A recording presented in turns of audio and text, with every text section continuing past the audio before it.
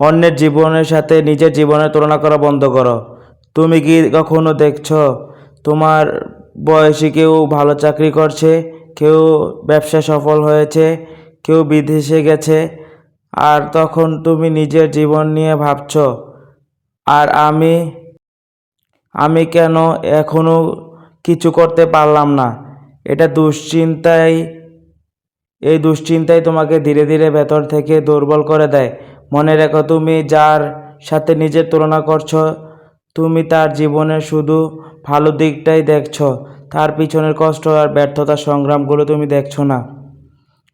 আর এ আর এই কথাটা মনে রেখো, সবার জীবনের সময় এক নয়।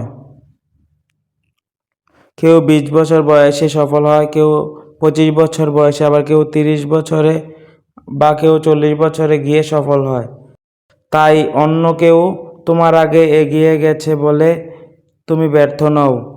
তোমার পথ আলাদা, তোমার সময় আলাদা, তোমার গল্প আলাদা। তাই অন্যের জীবনের দিকে তাকিয়ে হতাশা না হয়ে নিজের জীবনের দিকে তাকাও। গতকাল তুমি যেখানে ছিলে, আজ সেখান থেকে যদি এক ধাপ এগিয়ে যেতে পারো, সেটাই তোমার সফলতা। অন্যদিকে অন্যের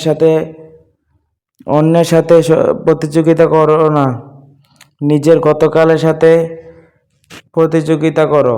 হয়তো আজ তোমার সময় খারাপ যাচ্ছে, কিন্তু মনে রেখো, এই সময়টা চিরদিন থাকবে না। একদিন তুমিও তোমার জায়গায় পৌঁছাবে। তাই নিজেকে ছোট করো না, হাল ছেড়ো না, তোমার সময় আসবে। শুধু চেষ্টা করা বন্ধ করো না।